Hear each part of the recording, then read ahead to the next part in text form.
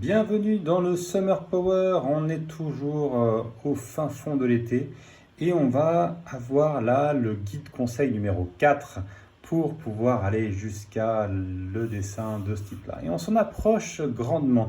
On a déjà vu les formes simples, on a déjà vu comment est-ce qu'on joue avec l'épaisseur des traits, on a vu comment est-ce qu'on apportait de l'ombre et maintenant on va apporter du vrai relief, du vrai volume, parce qu'on va voir les perspectives. Alors attention, c'est parti. Alors il y a plusieurs types de perspectives, et ces perspectives, on va les voir ensemble. La première, c'est la perspective cavalière. Le principe de la perspective cavalière est super simple. En fait, on va commencer par une forme qui est face à nous. Ok ? Et ensuite, on va tracer des diagonales comme ça, qui ont la même taille les diagonales. D'accord ? Troisième étape, on vient fermer ces diagonales parallèles à ces côtés-là. D'accord ? Donc je vous reprends avec une nouvelle forme. On a une forme qui est face à nous, donc un cercle bien en cercle. On trace une parallèle. On trace des lignes de fuite. Enfin, c'est pas des lignes de fuite d'ailleurs, c'est des génératrices, ça s'appelle. Et on va venir ici fermer avec une ligne qui est parallèle à celle-ci. D'accord ? De là à là, comme ça. Tout simplement. Donc, je vous le redécompose de façon simple. On part d'une forme qui est face à nous. Ensuite, à partir de cette forme qui est face à nous, l'étape suivante, c'est de tracer ces diagonales de la même taille. Ok ?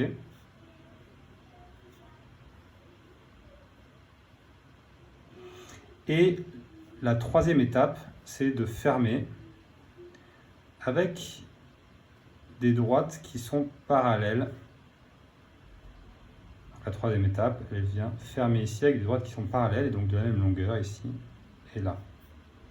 Et donc là, première étape, deuxième étape et troisième étape, on reproduit cette ligne ici. Ok ? Très bien. Maintenant, sur cette perspective cavalière, on va juste jouer sur les proportions, juste pour vous montrer ce que ça peut donner.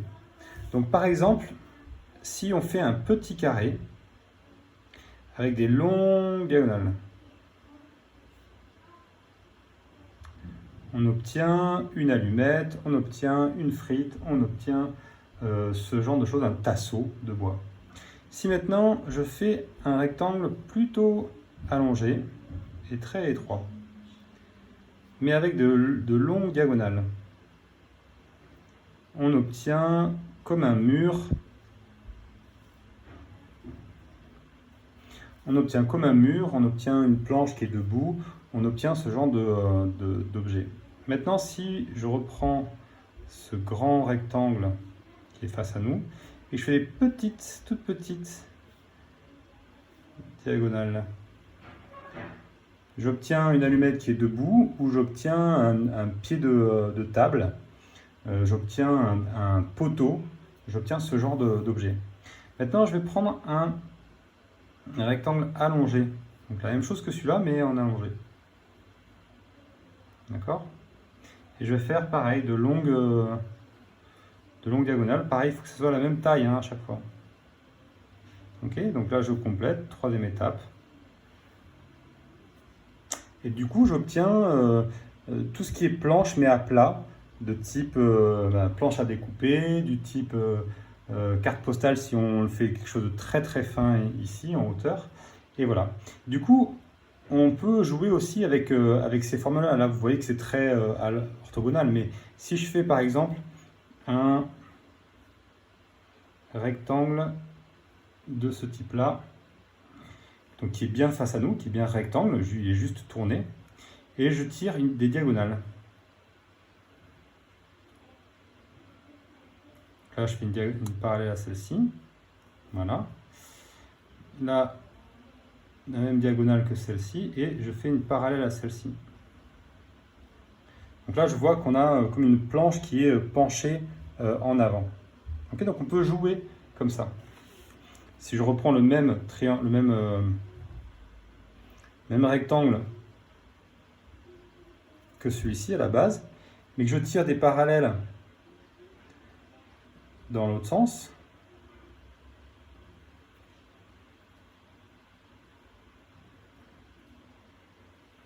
vous voyez qu'on a juste orienté différemment la planche. Mais on a toujours à la base une première forme qui est bien face à nous et qui est bien rectangle ou cercle ou carré, quelque chose de très propre et qui n'a pas de perspective réelle. C'est après le fait de faire ces diagonales là qu'on crée de la perspective. Pareil, je vais jouer sur les proportions ici, juste pour vous donner un peu d'idée. On tire des longues diagonales, du coup on obtient un stylo, on obtient un tube, un saucisson, ce genre de choses. Ok, on peut du coup, pareil, si je fais un cercle, mais que je fais quelque chose de très peu profond, j'obtiens une galette. Ok, donc pareil, hein, je peux jouer sur dans quelle orientation je fais ces diagonales, et donc là il faut que je reporte ce trait. Voilà. Donc ça, perspective cavalière. On part d'une forme qui est face à nous. Ça marche? Très bien. Deuxième type de perspective. La perspective axonométrique. On s'en fout un peu des noms, hein. Ça fait très académique tout ça. C'est juste pour vous montrer la différence en termes de construction. Ce qui nous intéresse à nous là, c'est pour pouvoir réaliser quelque chose. Donc c'est de la construction.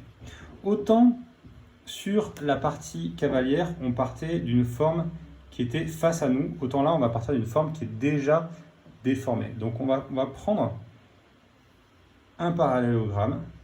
Donc finalement c'est un rectangle où on a pris les deux côtés du rectangle. On a un poussé vers le haut et l'autre poussé vers le bas. D'accord ? Et ensuite, on va faire comme tout à l'heure, on va tirer des diagonales de la même taille. Et on reproduit ces formes-là, ici en parallèle. Là, j'étais peut-être un peu loin. On ferme bien les formes. Ok ? Donc, pareil, je vais vous le redécomposer. On prend du coup un parallélogramme. C'est un rectangle qu'on a déformé. Deuxième étape, on tire des parallèles qui ont toutes la même taille. Troisième étape,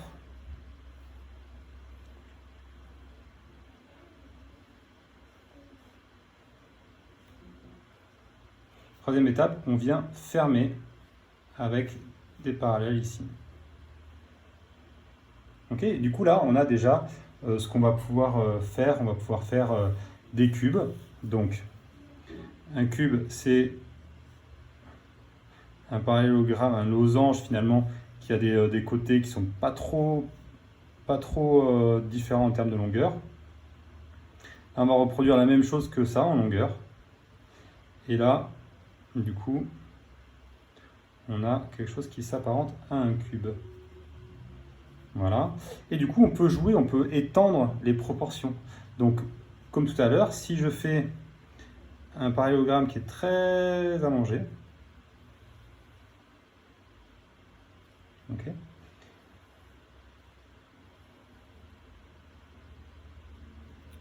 Du coup, là, j'ai tiré deux droites ici, j'ai fait la parallèle à celle-ci, et là, il faut que je fasse une parallèle à celle-ci, là, de la même longueur. Voilà, c'est à peu près ça. Et là, je viens de compléter avec une parallèle comme ça. Et du coup, on a un dessus de table, on a une planche, on a quelque chose de plat, on a une pochette de disque si on fait quelque chose d'un peu plus fin. Et voilà. On a aussi autre chose, c'est qu'ici, on va pouvoir faire aussi comme une boîte. Donc si je repars du même principe, je prends un parallélogramme.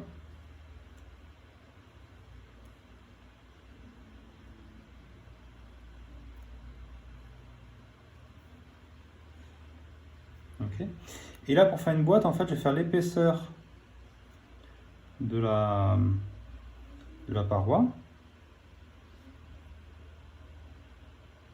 Et vu que là, c'est plein, mais là, c'est vide, c'est-à-dire qu'à l'intérieur, on voit l'angle entre cette planche qui est ici, derrière, hein, et cette planche qui est là. Donc, il y a ici une planche qui descend. Maintenant, pareil, ici, là, on a quelque chose, on a un rectangle ici, là aussi. Enfin, un parallélogramme qui correspond à la base de la boîte. Donc, qu'on ne voit pas ici, là, ça passe derrière le premier plan. Et parallèle à celle-ci, entre ça et ça. Et là, on a une boîte. Donc, axonométrie, on ne part pas d'un carré, on part déjà d'un parallélogramme, d'un carré ou d'un rectangle qui serait déformé comme ça. Okay. Et sur les parties plutôt arrondies, les parties cylindriques, on ne part pas d'un rond, on part d'une ellipse. Okay. Et on part de l'ellipse et on va tirer les deux génératrices et on va reproduire cette forme ici, là, entre les deux points. Donc là, c'est la même chose. Après, on peut jouer dans les différentes formes. Hein. Il faut bien les faire parallèles. J'ai fait un peu bombé, mais c'est pas grave. Ça va passer. Okay. Et si on fait des génératrices là, qui ne sont pas perpendiculaires à cette diagonale ici, je vais vous montrer ce que ça fait. Donc plutôt que de partir comme ça, je vais partir comme ça. Donc là, en fait, on a comme un tube qu'on aurait coupé en diagonale, pas une section coupée droite, en fait, qui est coupée en diagonale. Du coup, soit on le fait couper en diagonale aussi ici, c'est comme un peiné, une belle pâte, un beau peiné. Et pour faire un peiné, d'ailleurs, il faudrait que ce soit comme un tube, en fait. Donc on va faire l'épaisseur de la pâte. Voilà. Et vu qu'on est un peu fou, parce que c'est l'été, on va se faire les stries du peiné. Voilà.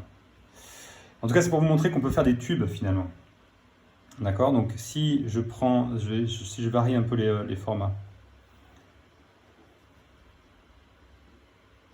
Je descends, je reproduis ce qu'il y a ici.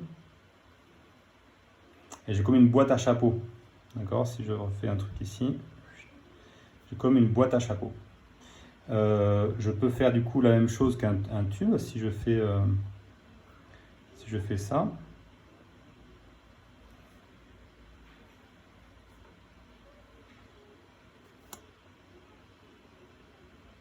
D'accord? Ça peut être un tube, ça peut être un verre, ça peut être le début de notre tasse de thé. Donc on voit qu'on peut très rapidement venir faire des volumes finalement avec des choses très simples. D'accord? Donc que je viens de vous décomposer. Dernière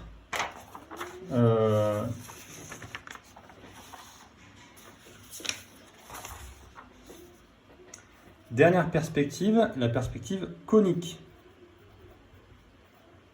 Alors je vous vois venir, ceux qui sont détendus en été, avec la perspective conique. Perspective conique, c'est très simple. Alors c'est pas très simple justement. je vais y aller mollo. Je ne vais pas tout vous montrer, je vais vous montrer ce qui va nous servir. C'est très simple. On va dire que quand on a un rectangle, la perspective conique, c'est que là le rectangle est vraiment face à nous.